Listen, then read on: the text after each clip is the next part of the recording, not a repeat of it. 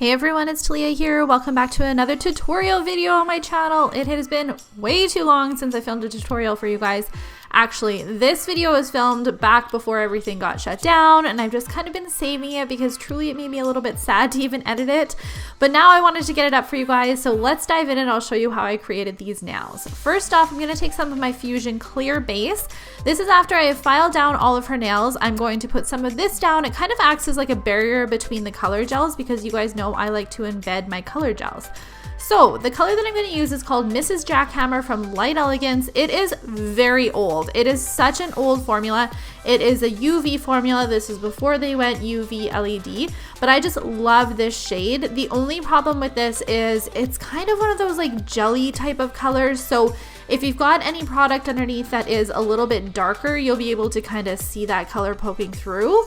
But it is just such a beautiful shade, and if I had to recommend one that was similar to this one that you could get now, it would be probably Burberry that released with their winter collection. The only problem is it doesn't have that jelly see-through color, and it is a little bit more purple, but that's the reason why I picked this one, is because I just don't have anything in the newer collections that look exactly like it, and I truly just love this color. So I decided to put this all over her pinky finger, her pointer finger, as well as her thumb finger too. This way it's kind of like the primary focus color, and then I can do some floral embellishments that are kind of going to match on the two middle fingers, which will be like her accent nails.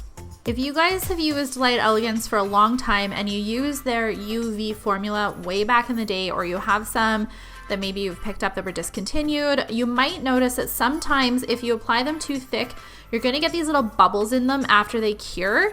And this used to happen all the time when I used to use UV gels, just because of the way that I would apply them. And it's really just not a big deal, because once you get the gel on top of it, you won't even notice those little bubbles anymore. But I did want to show those to you guys just in case you've ever experienced those with your products before. It's really nothing to worry about if you're embedding. If you are doing it on top, then you would obviously want to try and file these out so that you wouldn't see them. Ever since companies like Light Elegance went to UV LED, these little bubbles just don't appear anymore. So it must have been something that happened with kind of the UV formula. But in case you guys have ever used this and you see these little bubbles, this is kind of what they look like here. They're not a huge deal. Like, don't even worry about them. You guys are going to see when I cover it with gel, you just don't even see them. From Light Elegance's recent spring collection, Talk Dirt to Me is the color that I chose to use as the background for the two middle fingers. If you guys have not seen my review on this collection, then this one is very similar to Light Elegance's Vanilla Bean, except it's a little bit lighter in tone and not so, I guess, creamy and beige. It's more of like an off-white, which I just think is so perfect for the backgrounds of any sort of nail art ideas that you're going to put on top of it. So I knew that I was going to do some florals for this particular client, and I wanted this to be the background of the florals, and I wanted the nails to be the middle finger and the ring finger for more of the accent design. That way they are kind of the focus for the art. So after I have this color on the middle finger and the ring finger, I'm going to go in with some of my Fusion SL Clear and just a thin coat to act as a slip layer. And then I'm going to go in with my thicker coat to build my structure. And I did want to show you guys using the SL Clear on the thumbnail, which had those little bubbles in it as well. And literally as soon as you paint that first layer on, you cannot see those little bubbles anymore. But if they did kind of poke through, you could just take your e-file or a hand file and file them off, and then go in with your color on or your gel on top of it, and you wouldn't even notice the difference.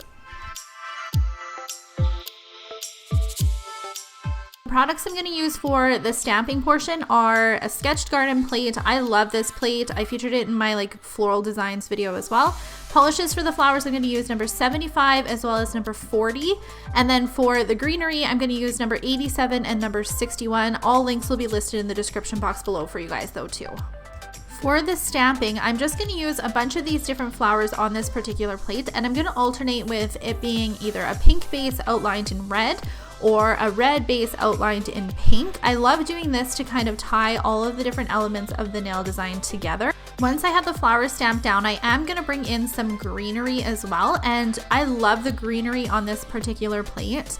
And I like to do either outlines or just stamp with like the center and then outlines on top of it too, but I alternate for the greenery. I don't do just one or the other, which is something that I really like about this plate, is that you can do that in both ways. So then on the ring finger, I'm going to go back in and stamp again, alternating between the pink and the red color too, but I decided to bring in a little bit of a lighter shade as well, just to kind of add a little bit more dimension to the floral designs. I love mixing different shades and different tones when it comes to floral nails. My last step is to add some Swarovski crystals, and I remember on this particular day my client didn't want too many crystals, so we just decided to do one in the center of the nail here, right by the cuticles. This is something that I really like to do because one, it doesn't catch on your client's nails in their everyday life just having a crystal in the center. It's surrounded really nicely with top gloss.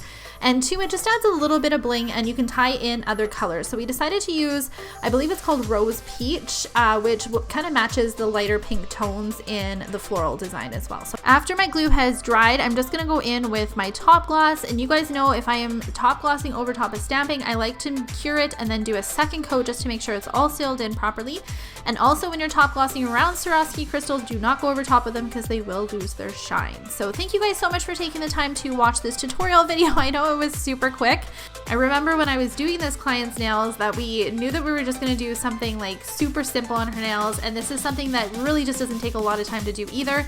It's just a couple of simple colors, some stamping that matches, and a little bit of Swarovski crystal elements. So something that's just fun, easy, simple, and at the time was perfect for spring because this would have been filmed back at the beginning of March when it was still just about springtime. So anyway, you can definitely do something like this now and just switch the colors to fit for summertime as well. Make sure you guys are following me on all my social media, and I'll see you in my next video. Bye!